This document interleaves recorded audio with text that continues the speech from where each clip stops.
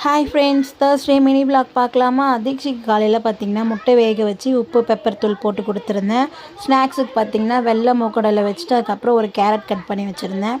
அப்புறம் அவளுமே ரெடி ஆகிட்டா. அதுக்குள்ளே அவள் பேக்கில் வந்து எல்லாமே எடுத்து வச்சு ரெடி பண்ணிட்டேன். அப்புறம் இவளுக்கு டெய்லியுமே ஷூ துடைச்சி கொடுக்கணும். இத்தனை நாள் எண்ணெய் வச்சு துடைச்சிட்டு இருந்தேன். அதனால் வந்து பாலிஷ் வாங்கியாச்சு, அப்படியே துடைக்க வேண்டியது தான். அப்புறம் அவளை ஸ்கூலில் கொண்டு போய் விட்டு வந்துட்டு இஞ்சி பூண்டு பேஸ்ட்டு பார்த்திங்கன்னா காலி ஆகிடுச்சு. சமையலுக்கு இஞ்சி பூண்டு பேஸ்ட்டு வீட்டில் அரைச்சி போட்டால் தான் நல்லா இருக்குதுன்னு சொல்லிவிட்டு அதையுமே வந்து அரைச்சி எல்லாமே எடுத்து வச்சுட்டேன். அப்புறம் கொஞ்சம் பாத்திரம் இருந்துச்சு, அதெல்லாமே க்ளீன் பண்ணிவிட்டு சமையல் வேலையெல்லாம் முடிச்சிட்டேன்.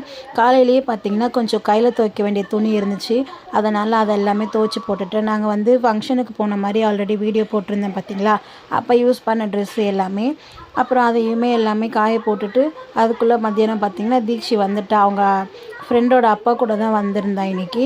அப்புறம் இன்றைக்கி நேற்று ஹோம்ஒர்க்லாம் பண்ணியிருந்தா, அதெல்லாமே வந்து காட்டிட்டு அதுக்கப்புறம் இன்றைக்குமே ஹோம்ஒர்க் கொடுத்துருந்தாங்கன்னு சொல்லி அவள் கையை பிடிச்சி ஹோம்ஒர்க்லாம் பண்ண வச்சுருந்தேன். ஸ்கூல்லேயும் பார்த்திங்கன்னா அவங்க மிஸ்ஸே வந்து கிளாஸ்லேயே வந்து கையை பிடிச்சி ஹோம்ஒர்க்லாம் பண்ண வைப்பாங்களாம். இந்த கலர்ஸ்லாம் வந்து பார்த்திங்கன்னா வீட்டில் தான் வந்து நான் பண்ணி கொடுப்பேன் அவள் கையை பிடிச்சி. அப்புறம் கிளாஸ் ஒர்க் எல்லாமே முடிச்சுட்டு வந்துட்டா. இன்றைக்கி என்ன செஞ்சுருந்தேன்னு பார்த்திங்கன்னா கீரை வந்து பருப்பு போட்டு செஞ்சுருந்தேன்.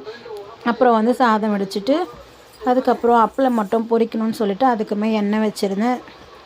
எண்ணெய் வச்சுட்டு அப்புறம் தீக்ஷியும் பார்த்திங்களா வத்தல் வந்து நல்லா சாப்பிடுவா. அரிசி வத்தல் வந்து உடம்புக்கு நல்லது, அதனால் வந்து அரிசி வத்தல் எல்லாமே பொரித்து வச்சுட்டு அப்புறம் மதியானம் தீக்ஷிக்கு பார்த்திங்கன்னா சாதம் கொடுத்துட்டு கொஞ்ச நேரம் ரெஸ்ட் எடுத்துகிட்டு ஈவினிங் பார்த்திங்கன்னா சாய்பாபா கோயில் தான் போயிருந்தோம். இன்றைக்கி என்ன விசேஷம்னு தெரியல, நிறைய கூட்டமாக இருந்துச்சு.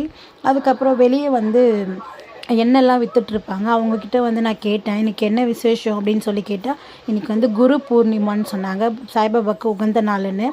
அப்புறம் சாமியெல்லாம் கும்பிட்டுட்டு வீட்டுக்கு வந்து பார்த்திங்கன்னா நைட் டின்னர் என்ன செஞ்சேன்னா பன்னீர் பட்டர் மசாலா தான் செஞ்சுருந்தேன். இதோட ரெசிபி பார்த்திங்கன்னா ஆல்ரெடி நம்ம சேனலில் போட்டிருக்கோம். அப்படி பார்க்காதவங்க லிங்க் கொடுக்குறேன், செக் பண்ணி பார்த்துக்கோங்க.